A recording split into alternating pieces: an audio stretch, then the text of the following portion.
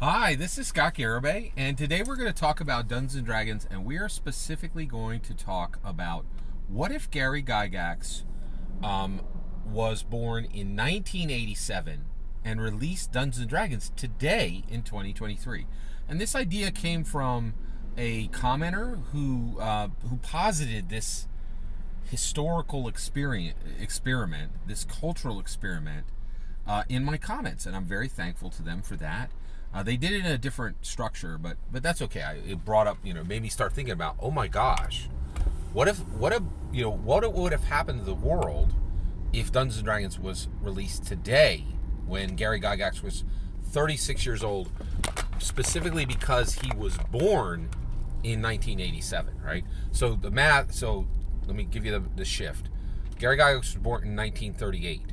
He was 36 years old when he released Dungeons & Dragons in 1974, okay?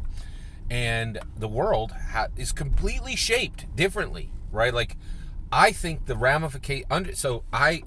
Here's the importance of Gary Gygax. George Washington, Harriet Tubman, Gary Gygax. American hero to the last, American legend, reshapes the entire world, right? Like, it's incredible, right? Like, and he's an American hero at the level of those three people. Right, if you're gonna podium American heroes, Gary Gygax is on that podium. Right, like nobody's accomplished more. It's pretty astounding, right? So basically, what changes if Gary Gygax releases Dungeons and Dragons in 2023, and he was born in 1987? By the way, he would have been born 1 year before I finished high school, right? And so, and the other thing is, he would have been, I think would he have been a millennial, or would he have still been Gen X? Interesting. I think he would have been a millennial. But very, very interesting. So what if Gary Gygax released D&D today? So what is different about the world if that happens? Well, here you go. The video game industry is 15 years off its present mark. The video game industry is 15 years behind where it is today, okay? And the reason why is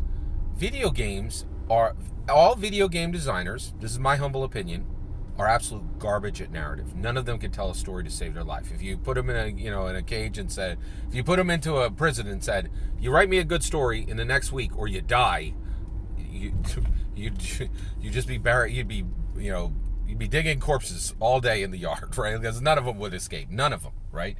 And the reason why is we've reached a point where we know this. Video games don't help anybody, right? If you read a book, that's going to help you, right? If you play Dungeons & Dragons, it's massively going to help you. You play video games, you become more stunted. There's no parent in the world like, oh, if only my child played more video games. No, everyone's like, oh my gosh, can you please play less video games, right? Because it's stunting you. It's stunting you emotionally, it's stunting you intellectually, it's stunting you spiritually, it's stunting you socially, it's stunting you culturally, it's stunting you intellectually. Every parent knows this, right? Like, because there's no parent in the world who ever said, oh, please play some more video games, right? Yeah, and you can go find your TED Talk, whatever nonsense subject matter expert is telling you different, but they're wrong, right? Right, so it's patterns, right? Okay, so, all right, we'll get there. So basically, but get this, Gary Gygax did a lot with Dungeons & Dragons, and just one thing he did was he explained systematized Tolkien. Tolkien is the best. Tolkien is the absolute best genre storyteller who was ever born until Neil Stephenson was born. Okay, he's been surpassed since, but he's historically important, right? And what Gary said was like, hey, take all this narrative, here's how you systematize it. And virtually every single major breakthrough game designer just simply used Gary's work and his structure and what he established in Dungeons & Dragons. And if you think I'm wrong, you can literally go find Game Informer, and they have a top 100 video games, and they list Dungeons & Dragons, not the video game, as number one in one of their lists. And they're like, and the reason why is every game that you just saw was influenced by Dungeons & Dragons, right? The other thing that would be massively different about the video game industry is Nintendo would be the winner and Xbox wouldn't even exist. The Switch would be the number one game system in the world right now, and the Xbox would not even exist, and PlayStation would be number 2, right? So one, basically, Nintendo is well beloved, right? But their hardware is considered subpar, and the PS5 is considered the best console in the world right now, bar none. Bar none. The only reason anybody even buys an Xbox is they have to bribe people with this Game Pass thing, right? But, but PlayStation's like, nah, we ain't gonna give you a bunch of games for free to play our console. Our console's so good, you're gonna buy it for $600. Keep your mouth shut, keep moving, right? And we don't have to give you anything. Xbox is like, whoa, can you give us $500? We'll give you a bunch of free games because our thing sucks compared to a PlayStation, right? Xbox would not even exist today because the entire market would be 15 years behind pace without Dungeons and Dragons, right? Because nobody would engage with the games. They all would have been a bunch of ridiculous nonsense that was not helpful, right? And actually, that describes virtually every Nintendo game. They're all a bunch of ridiculous nonsense with outrageously good innovation, with a sense of joy, with a lack of things that make people sad, and with a color palette that has never been, a visual palette that's never been.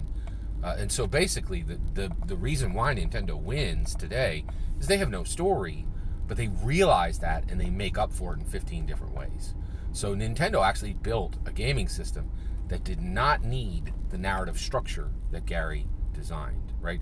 And what they did was they're like, we're not going to sell you stories. We're just going to sell you a bunch of, we're just going to sell you activity, right? And that's what Nintendo games are, activity with no story, right?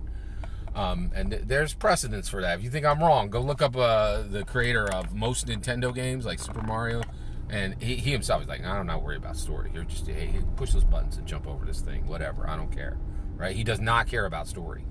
But he handled that obstacle to his own success, which is fascinating. Absolutely fascinating, right? Really, really interesting.